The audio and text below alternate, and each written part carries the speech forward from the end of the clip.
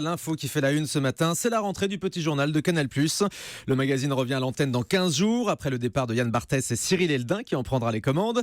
Jérôme Ivanichenko, bonjour. Bonjour Thomas. Vous êtes notre expert média et la chaîne cryptée a donc dévoilé hier la première bande-annonce de son magazine quotidien. Oui, une vidéo d'une trentaine de secondes dans laquelle Cyril Eldin se met en scène. On y découvre le nouvel homme fort du petit journal à la barre d'un optimiste. Vous savez, ces petites coques de noix sur lesquelles les bambins apprennent à faire de la voile. Il semble perdu en plein milieu de l'océan, en maillot de bain, gilet de sauvetage sur les épaules. J'espère que j'arriverai à temps le 5 septembre pour un petit journal qui verra la France en grand. Le problème, c'est qu'on ne sait plus d'où vient le vent dans ce pays. De gauche, de droite, du centre. Bon allez, j'enlève les voiles. Ouh là là là là, c'est pas politiquement correct ça, j'enlève les voiles. Enfin bon, là où je me trouve, ça ne devrait pas faire trop de vagues. Pas encore, profitez, on se retrouve le 5 septembre. Bienvenue à bord. À la rentrée, le capitaine Eldin prend les commandes du petit journal de Canal+. Sur la musique de la croisière s'amuse, j'adore. Absolument. Alors le capitaine Eldin, comme il se fait appeler, prendra la barre de cette nouvelle mouture du petit journal à partir du 5 septembre prochain pour une diffusion en clair à un horaire inchangé entre 20h30 et 21h. Et à en croire cette vidéo postée hier, ce petit journal New Look s'annonce encore plus politique. Forcément, en cette rentrée, tous les regards sont tournés vers la campagne présidentielle.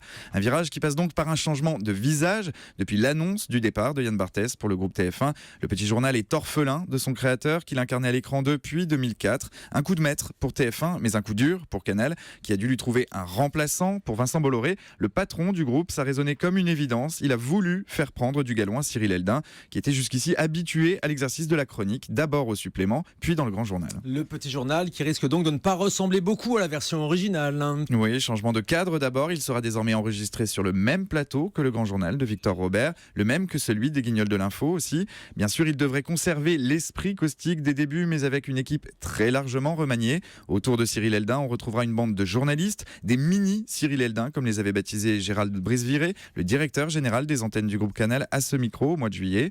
En effet, en pliant bagage, en signant avec le groupe TF1, Yann Barthès et son producteur Laurent Bon sont partis avec une grosse partie de leur équipe. Martin Veil, Hugo Clément, le duo Éric et Quentin ou encore Panayotis Pasco pour une nouvelle émission d'1 heure. Elle s'appellera Quotidien et elle devrait débarquer sur TMC un peu plus tard, le 12 septembre prochain, en Access Prime Time, très probablement en face du petit journal de Canal. Et la guerre entre les deux programmes a d'ores et déjà commencé. Oui, la vidéo postée hier par Cyril Eldin ressemble un peu à une réponse du berger à la bergère.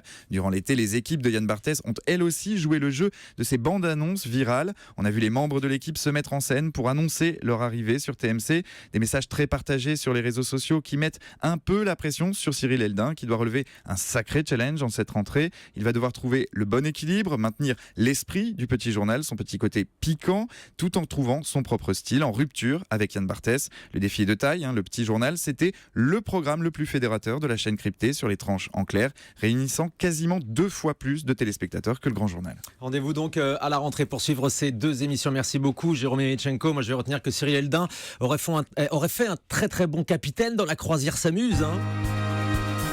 J'adore ce générique, Julie. Love Boat, c'est vrai que ça met de bonne humeur le matin. Ça y est. On y est, Exciting and new. Come on board.